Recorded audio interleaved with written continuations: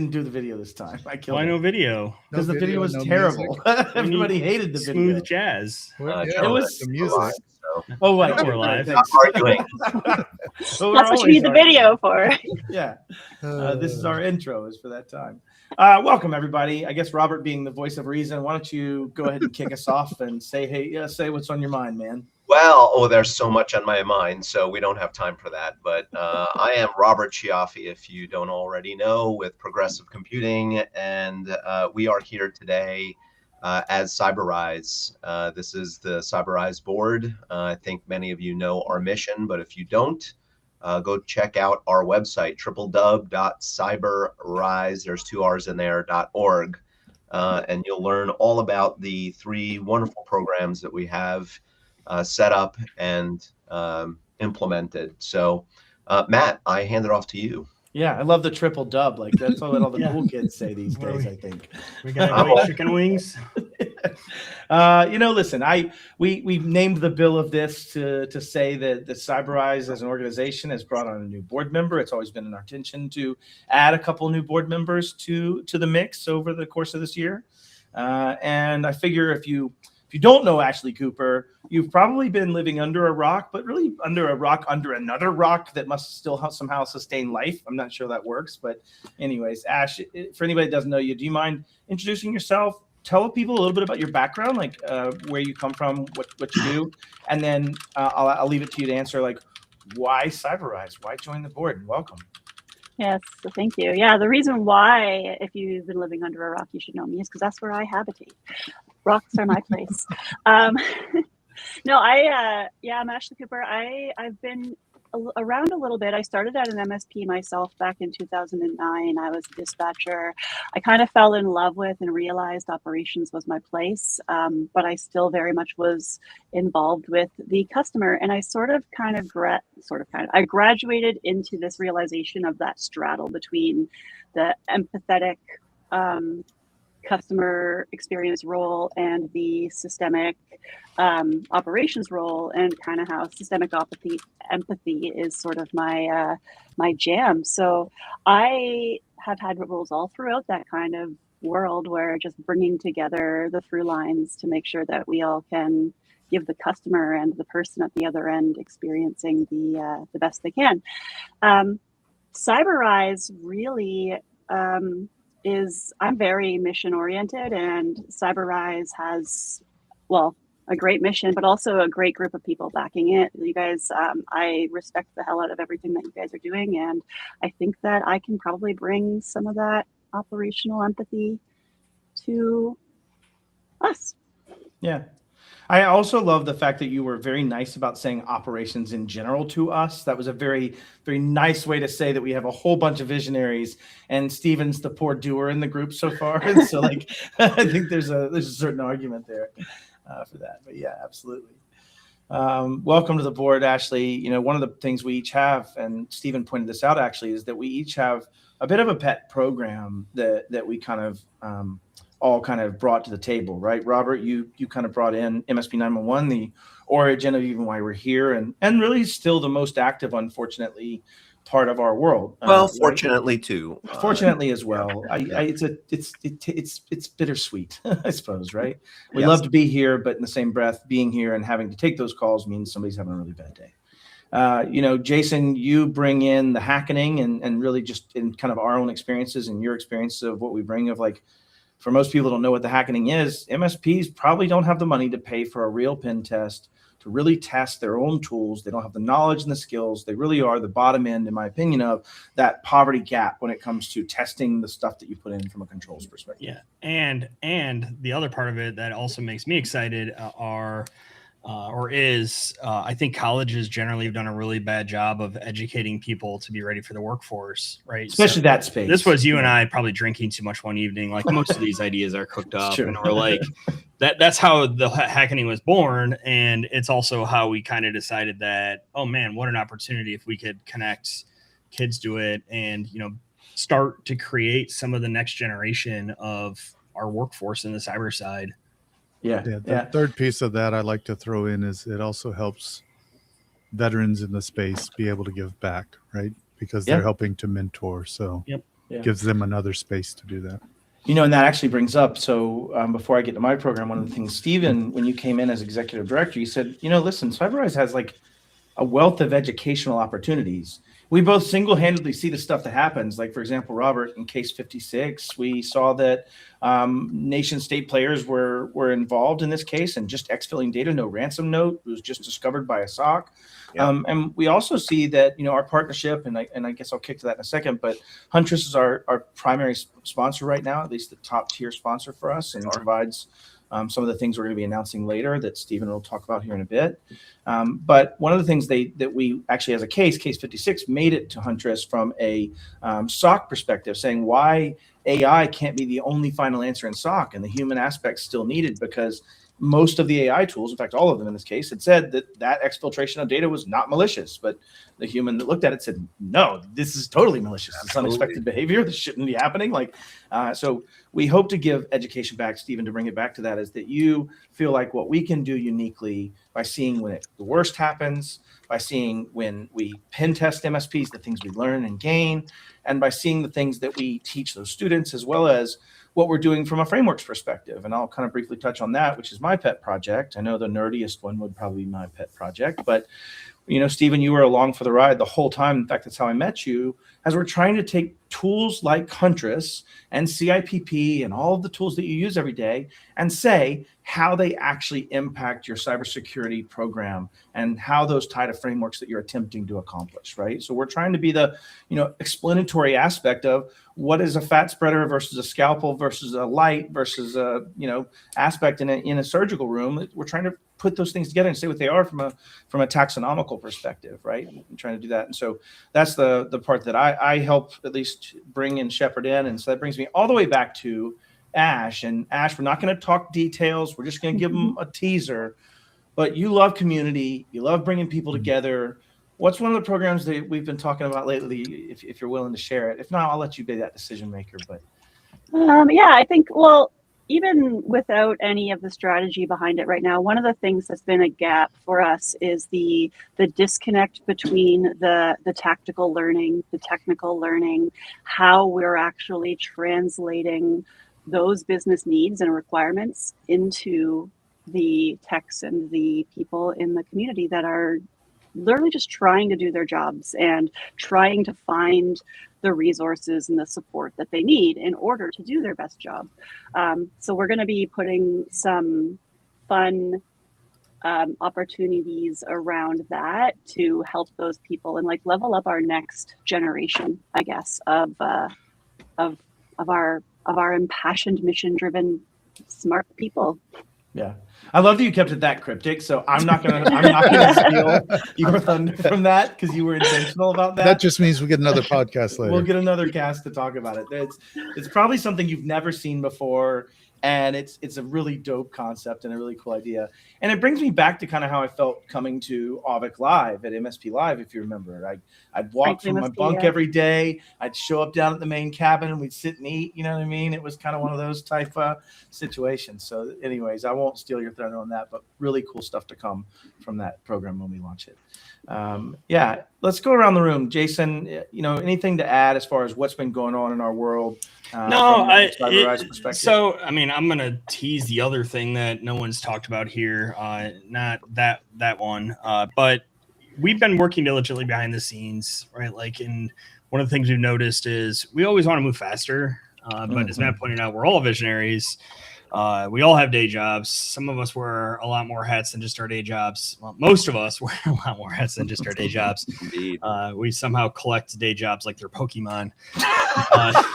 It's really sad. Yeah, and so we finally got to the point, and one of the things that I'm excited to announce is, due to the Huntress donation and some of our other funding forces, we're to the point now where we have a job description approved by the board, and we're starting to look to hire an executive director to handle some of the day-to-day, right?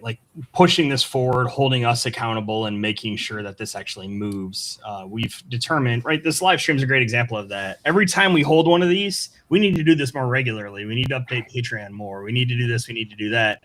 And then we all get busy. And then it takes Steven going, hey, we said we were going to do this thing. We didn't, for us to finally get back Yeah, exactly. Stephen, which brings us to your role, and we're not going to get to what that might look like in the future yet, but you've been our interim executive director. I think we paid you for a little while, and then we just stopped mailing checks, and you kept showing up. And so it's an interesting balance. But we always knew from the beginning that we didn't have enough to pay what you're worth. In fact, if you're not aware, Stephen is one of those that's donating his time in kind. His company, Blue Helm Technology, does amazing work. And if you'd ever want to hire him, he's wonderful to help you out. But you won't say it, so I will. But Stephen, what are your thoughts on, this transition? We knew we needed a 40-hour-a-week human to push this world forward, someone to do things. But yeah, I'm going to give you the stage for a minute. Tell me about what's on your mind right now. Yeah, I mean, I'm excited because I think it's exactly what's needed to help us get a bunch of things streamlined, to, should I say, help us recover from the SharePoint pieces. Yeah. Not talk about that, man. Oh, We're not going to talk about that. Sorry. It's a Matt failure. It's a Matt failure. No, it wasn't. That wasn't a Matt failure. But yeah, I'm excited. I think we've already had some people show interest, so that's good. And we are, open to others showing interest. But yeah, I'm excited. I think it's going to be a good step to get some more consistency on, even like this. Hey, we need live. Well, we don't need a live. We need a scheduled set of lives with people. So part of that is I'm going to say it live so that we get held to it. But we are looking to doing once a month and bringing on program directors from each one, kind of staggering through so that we can get updates for each of the programs along the way as well. As well as bringing in lessons learned and people that have come through, vendors that have done things with framework maps, people that have had either been victimized or have helped in saving someone that's been victimized, and doing talks and learning and things out of that. And so that's always been part of our vision, is to get that more structured and scaled. And so I'm looking forward to that. The other thing I think is that the value of what it takes to build a community, people don't realize needs a lot of attention. I think, and so I got Ash, you're an expert at that, and so we're gonna see a lot of big things to come in that regard. We are always looking for volunteers, so I will give a shout out to some of the folks. Framework Maps has some volunteers that are being much more consistent with showing up, which is making a big difference. So. Yeah, in fact, if you're not aware, Framework Maps has its weekly meeting to review vendors' mappings. When vendors have said, I think we do this, they're there to say, the F you do, or sure, that sounds reasonable. We would agree with you, right? And so we have volunteers from the community. If you're interested in doing that, it is a way, just like Jason says, old man yells at cloud space, parenthetical denotation, vendor in parenthetical denotation.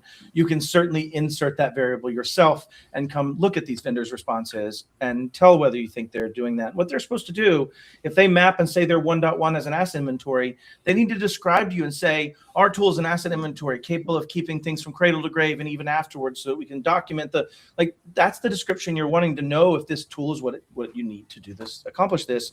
And we review those on a constant basis. So great shout out, Stephen. And for those of you that show up all the time, the Marias of the world and others, we really, really, really, really appreciate you coming and helping and giving so much there. Go. Framework Maps is not your jam. We need volunteers for MSP 911, and we need volunteers for the hacking. Yes, we do.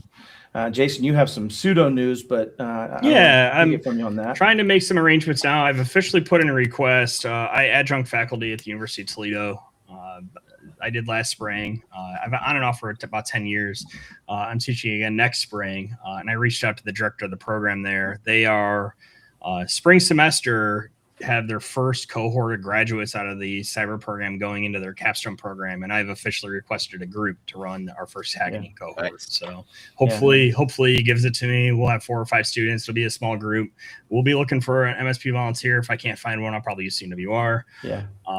Here's what's neat about this, and just since we can brag on the program a bit, the whole premise that Jason and I came out of the hackening first experiment was that a number of things. First, everything that works in a lab doesn't always work in the real world. As a student, as a human, as a pen tester. And we think that a lot of students get set up for not getting success because of that. They have it always work in their range. And so what we're trying to do is pair those two problems together, that MSPs probably would not spend $10, $20, $30, $40, $70,000 on a good pen test. And so what we're hoping to do is spend the first semester training the students in the modalities and tools and skills and things that are necessary. And then the next semester having them pick one MSP, do all the enumeration, target selection, identification and enrichment, the weaponization, right, payload delivery and success, all the way to that, to help write a very good report, and then ultimately let pen testing companies read their report and make sure it's not AI slop. I'm sorry, I'll see myself out, but read their pen testing report and ensure that they've done a good job, and that allows us to provide an MSP with that. So if you're interested in that, we're going to probably set some parameters soon and decide what that needs to look like, Jason, because we have to make sure they're the right kind of Goldilocks MSP that'll get the most value and for the student in them as well. But yeah, that's coming soon. And while we're in the middle of this, before we lose any viewers that are watching with us, I want to go ahead and thank our sponsors. So I'm going to go ahead and do just that. I want to start with saying thank you to Huntress. They're our strategic partner. You'll be seeing some of our stuff with them at road shows and other things coming. Gold sponsors GTIA from the cash, as well as from really just helping us get spun out as CyberRISE. If you're not aware, that was an offshoot of Huntress from the MSP 911 that Robert, cooked up now 4 years ago, I think it is. I may be wrong on that timeline, but it's about like 4 that. years. Yep. We also have Pax8, who allows me to spend my time as well as 2 other employees internally time on a constant basis to work towards framework maps and provide the platform that allows us to score that, as well as Blue Helm. Again, this is one of those things that, Steven stuck around even after the checks weren't coming in for what he's worth, which is amazing. And we thank him so much for donating his time and his company, allowing us to have some of him as well. CNWR, Jason obviously provides quite a bit for us, including well-needed SharePoint backup as one of those extensibilities. And website design. Not And yet. website Yeah, design. not yet. But so far. We are, I'm pre-committing, Jason. I'm pre-committing. It's fine. Pre-committing. I haven't talked to the team about it yet, but I'm sure no one will have an issue with it. Yeah, and then CyberDrain now in a more of an extensible way, right? CyberDrain before in a actual cash donation to help us get our insurance and other expenses paid, and now also with the time that Ashley Cooper gets to help us with in a personal capacitance. Exigence, if you are doing incident response in any capacitance at any scale, and you do not have an out-of-band platform, I would highly recommend looking at Exigence. They provide the platform for us for MSP 911. Noam Morgenstern has been a giver in this community for quite some time now. And it's just wonderful that they allow us to use that platform to keep your secrets safe in a way that allows us to be good stewards and fiduciaries of the process and what you get from us as an MSP when we're helping you with one of your worst days. Threat Captain has been one of our earliest donors and has stick around each year now, and for 2 years now has funded our insurance costs for directly. I think is what they provide as our direct insurance costs, and then followed by 1Password. Brad Gross, our attorney, who does a lot of pro bono work for us, has also paid some of our fees as well. And then Petra Security, who did a cash donation, as well as all of our patrons on Patreon. I have done my best to make sure I'm representing the 99 patrons that show up here. And so I just wanted to say thank you to each of you without giving away too much and necessarily giving away your identity without, at least being somewhat OPSEC from that perspective. So, yeah, thank you to all those that support us. It could be like that one signal group we're in where everyone's just a first initial, last initial. Right. Matt, that's a great segue to, talk about money, which is not necessarily the thing that we want to talk about, but it is an important factor of really any business or organization that we have proper funding to get our ideas fully implemented and realized. So massive shout out to all of those who have contributed and are committed to continuing to contribute to our cause and our mission. This new hire that we're talking about is really key for us in order to fully engage in all of the activities that we really want to. So it's absolutely paramount that people continue to support us, and we need to continue to appreciate you for doing that. And for Kelvin, who is probably overseas, the next time you're in the U.S., I will teach you the Pledge of Allegiance if you don't already know it by heart. Because I think that is now price of admission for any U.S.-based conference. That's the price. I have a little more. My price. Yeah, I have a little more to cover there, right? I think it's important to call out that we do, by our charter, the three of us Matt, myself, and Robert can never extract a dime of value out of this, right? We don't pay ourselves. We will never pay ourselves. Our bylaws actually do not allow us to pay ourselves. We can't pay for our flights. We can't pay for hotels. We can't pay for food. What we do is we pay our program directors a small stipend in exchange for the recognition of the fact that they're the ones that we're expecting to do real work. Yep. Right? We're expecting an hour to 2 hours a week out of them to push these things forward. And so we do try to give them, the money is going for hosting cost, infrastructure, tooling, and then basically to pay staff. And that's program directors and hopefully the executive director when we find one. Yep, exactly. That's one of the things that, when we wanted to go down this path, we wanted to make sure that we could say to the community, like, there's nothing in this for us. This is literally just for our legacy. And, Robert, you started it with the conversation with the word legacy, and that stuck. And that's why we all decided to put up with each other's idiosyncrasies and things that we don't love about each other to run a charity together. My tease. It's fantastic. Well, there is something for us, Matt. It's really the satisfaction of giving back to the community because I know I speak for myself, but I think I can speak for everybody else who is a part of this organization in any way, shape, or form, whether you're contributing $1 a month or whether you're stepping up all the way to be in a board position, and anybody and everybody in between, including our sponsors. It's really about giving back to the community that has done so much for us. Yeah, and Kelvin's always been such a good giver here. I don't just say that because I'm his friend and because Ash is sitting here, but because he's definitely just a giant child that cares, and he's wonderful. So we love him. we love you, Nuggy King. We do love you, Nuggy King. I was about to say, I think his food choices give away his age. Yeah, probably. Well, I don't think there's much else to say here. I want to say big thank you to our sponsors. Big thank you to those in Patreon that have put up with us, not necessarily honoring all the things we say we do in Patreon. There's only been one sticker pack given so far, and we're going to correct that as well. Ashley's got some fun gnome pictures, I think we've seen. I digress. But yes, we have some good pictures and some good ideas for our next sticker pack. That's it for today, y'all. Anybody got any closing thoughts? If not, I'm just going to wrap this thing up. Love y'all. Keep fighting the good fight. Appreciate what everybody is doing to. If you are interested. Yeah. Oops, sorry. Go ahead, Robert. I was just going to say, we appreciate you following us and commenting and supporting us. Even a kind word at a conference or in an email or a LinkedIn message really is, it helps keep the fire going here. Amen. And I was just going to add, if you do have interest in volunteering, you can go to the website. There's a form, or you can reach out to any of us and we'll get you connected. Please join our free Patreon, and if you can support us, please do. Ash, you are the new board member. Anything to close us out, or I'm just going to put you on the spot, literally. I will say anybody who is interested in hearing more and being involved with my cryptic plans, should be a note. All right, thanks. And Mary, one of the best humans I know, it just showed up to say children that care. So accurate.